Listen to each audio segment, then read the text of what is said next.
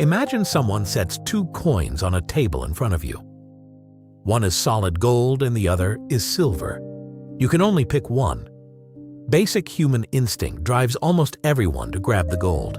It is the immediate obvious choice to maximize the numerical value in front of you. Hundreds of years ago in a grand royal court, that exact logic was the standard of intelligence.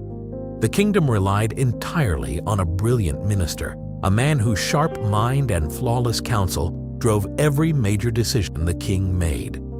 In an environment like that governed by jealous courtiers and political rivals, raw intellect is your only currency. Making a choice that defies basic math destroys your credibility and your standing in the hierarchy. Yet every single morning, the king held court with the citizens, and the minister's young son was always standing right in the middle of the room. The king would smile, place a gold coin and a silver coin in front of the boy, and ask him a simple question: which is more valuable? Without hesitation, the boy would point to the silver coin. The entire court would erupt in laughter, delighted by the apparent stupidity of the child. For the minister, watching this play out was excruciating.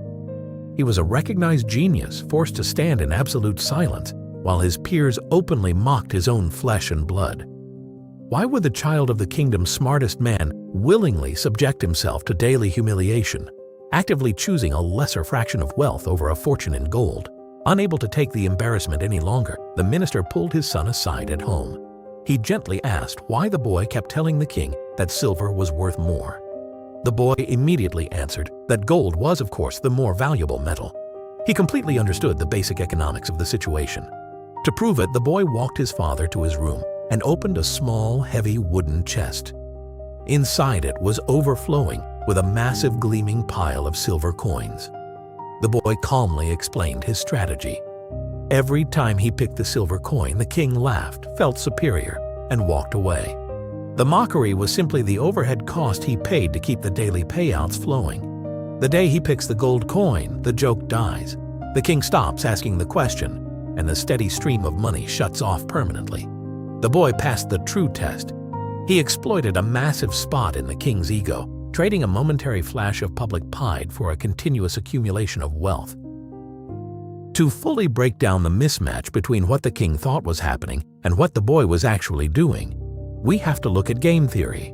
This flowchart illustrates a finite game. It is a closed system where the objective is to secure a definitive one-time victory to prove absolute superiority. You play, you win, and the game hits a dead end. Now look at this expanded path mapping out an infinite game. This is an open system. The primary objective here isn't to win a single round. It is to keep the game in play indefinitely, establishing a continuous loop. This bar chart compares the payout logic of the two approaches. The finite strategy yields a single static high reward. The infinite strategy secures a recurring series of smaller, lower value rewards. Tracking this time against wealth reveals a clear mathematical crossover point. Over time, those smaller rewards compound, accelerating far past the total value of that single flat payout. The brilliance of the boy system is its energy source. The king's unshakable belief in his own intellectual superiority acts as the exact fuel keeping that infinite loop running. Maximizing immediate visible value might stroke your ego, but it is mathematically inferior to designing a quiet, unglamorous system optimized for compounding returns. Back in the royal court, the daily routine continued. Only now, whenever the courtier snickered at his son's predictable choice, the minister would simply smile and walk away. The crushing social embarrassment he used to feel had entirely vanished. It was replaced by a total quiet detachment and an immense sense of pride in his son's hidden ledger. We see this exact dynamic constantly today. Modern society is obsessed with performative intelligence. People feel an overwhelming urge to grab the proverbial gold coin just to ensure everyone in the meeting room or on their social media feed knows how smart they are. Performative intelligence demands constant public validation. Outcome-driven intelligence sacrifices that applause in exchange for actual measurable results. There is a distinct strategic advantage in remaining completely silent while your competitors and critics severely underestimate your capabilities.